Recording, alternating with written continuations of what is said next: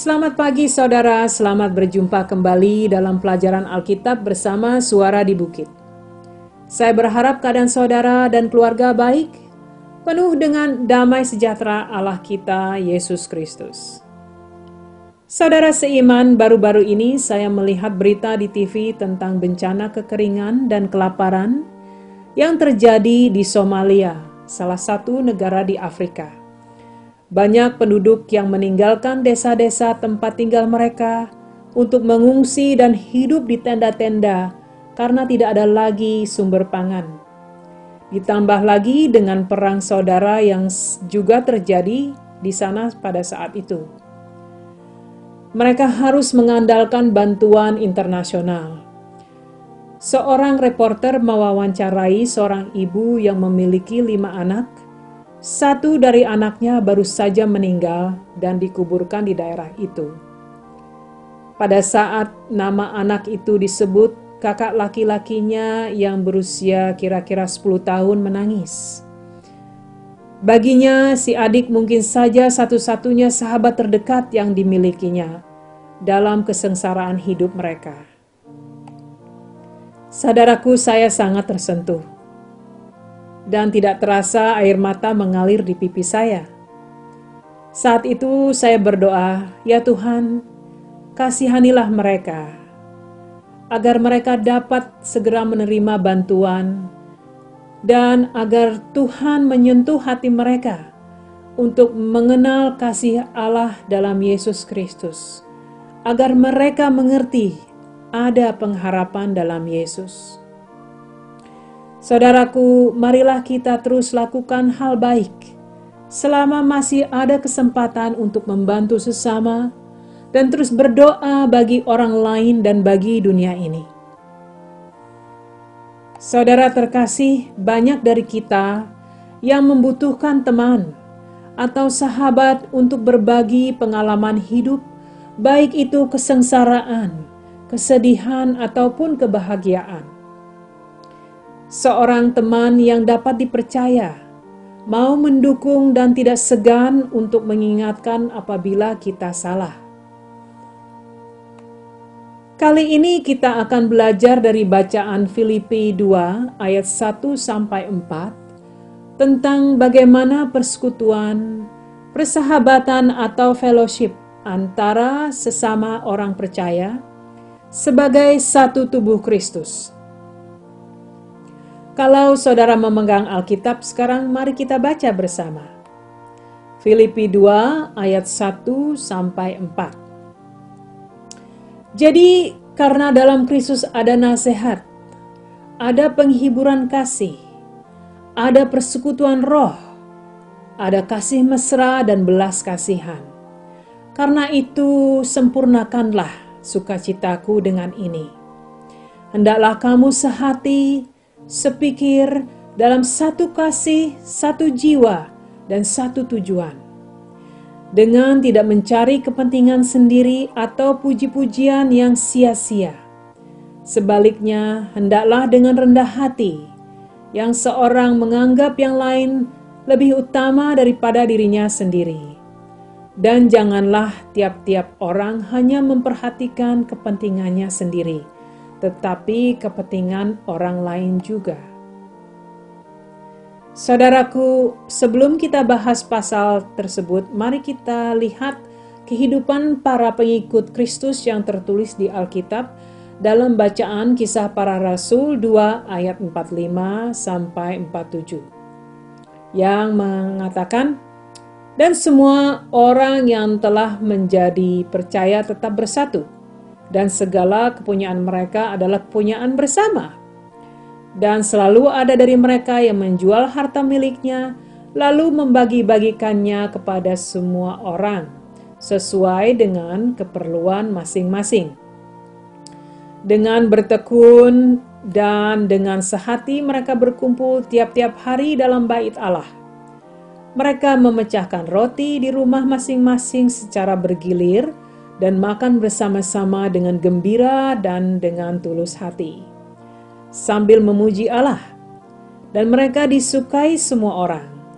Dan tiap-tiap hari Tuhan menambah jumlah mereka dengan orang yang diselamatkan.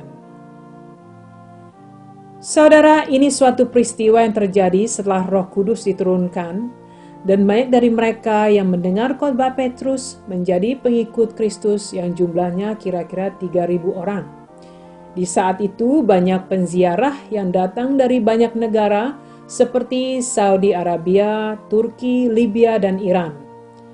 Kuasa Allah yang besar terjadi pada saat itu, saudara, yaitu menyelamatkan jiwa-jiwa.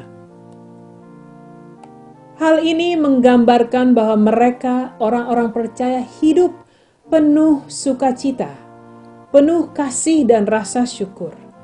Mereka menjadi bagian jemaat atau kelompok yang tujuannya adalah menunjukkan kasih mereka pada Allah dan pada sesama. Mereka mau berbagi dan membantu sesama dalam kehidupan yang harmonis, saling menghormati, saling menerima, saling menguatkan dan melayani. Saya yakin sekali masih banyak hal lain yang mereka lakukan karena rasa syukur mereka yang besar akan keselamatan yang telah mereka terima dalam Yesus Kristus. Saudara, ini adalah gambaran dari tubuh Kristus, yaitu orang-orang percaya yang bersatu dalam kasih Kristus, yang dibangun dan diselamatkan oleh Yesus Kristus. Mereka memiliki pola pikir, gairah, dan tujuan yang sama, yaitu menjadi pengikut Kristus yang setia dan mengajarkan hal yang sama pada orang lain untuk juga menjadi pengikutnya. Saudara bisa bayangkan bagaimana suasana yang begitu indah dan penuh kasih pada saat itu. Kembali pada pasal utama yang kita pelajari di bacaan Filipi, di sini Paulus mengajarkan jemaat untuk bersatu, bersekutu, atau melakukan fellowship dalam Kristus, memiliki kerendahan hati dan belas kasih, menghibur dan melayani satu sama lain, untuk memiliki pola pikir yang sama dalam kesatuan roh. Kata fellowship berasal dari bahasa Yunani yaitu koinonia, yang juga berarti suatu partisipasi dalam persekutuan dan komitmen antara orang-orang percaya dan dengan Allah. Saudara seiman, kita telah diciptakan dalam rupa Allah. Namun karena dosa, manusia terpisah dari Allah. Yesus telah kembali mempersatukan kita dengan Allah Bapa di sorga. Dan sebagai orang-orang percaya, dunia akan dapat melihat kita dari cara kita bersekutu, dari cara kita berfellowship dengan satu dengan yang lain. Christianity bukanlah kehidupan yang pribadi atau individual, namun kehidupan dalam persekutuan dengan sesama orang percaya dalam roh Allah, yaitu persekutuan dalam roh Allah, satu jalan dan satu pola pikir yang sama.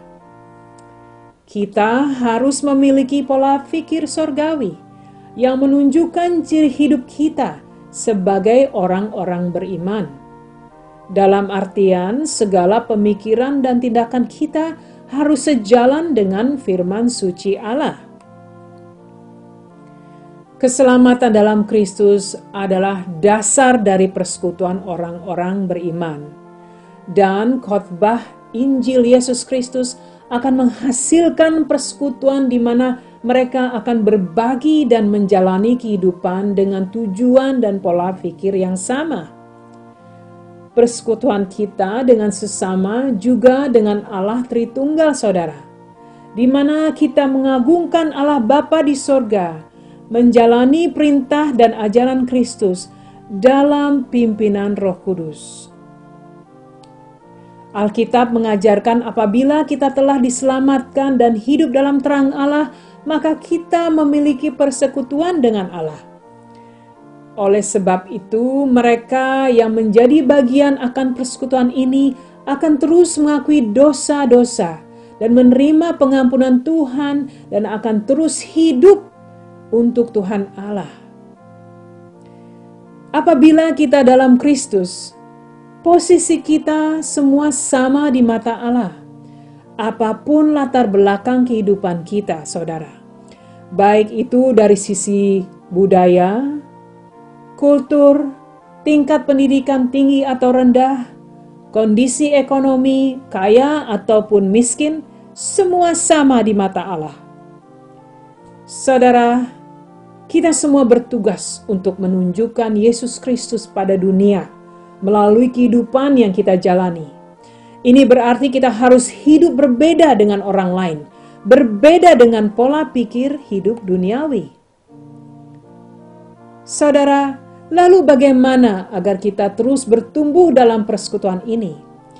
Yaitu dengan terus mematuhi pengajaran-pengajaran kebenaran firman, saling mengingatkan apabila ada hal-hal yang diajarkan menyimpang dari kebenaran.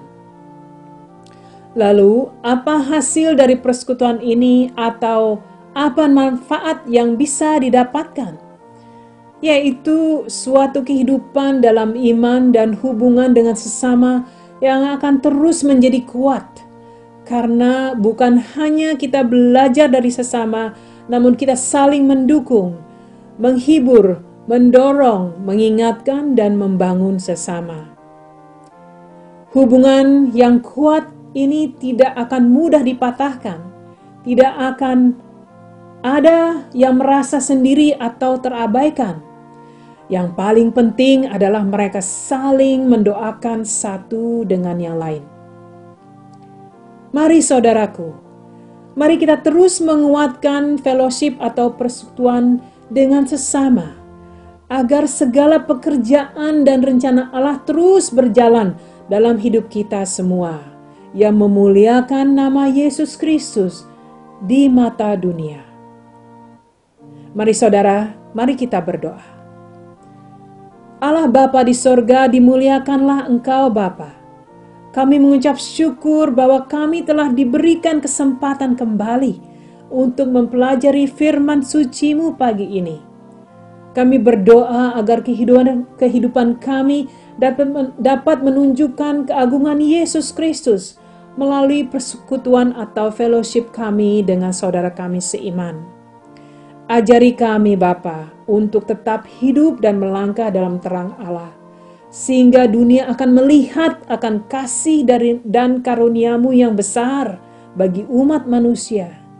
Dan biarlah banyak dari mereka yang akan datang dan menerima Tuhan Yesus sebagai Tuhan dan Juru Selamat jiwa mereka. Terima kasih Roh Kudus akan segala pimpinan dan pengertian firman yang Kau berikan. Di dalam nama Yesus Kristus, kami berdoa. Amin. Amin saudara, terima kasih telah mendengarkan. Tuhan berkati. Dan sampai jumpa kembali minggu depan.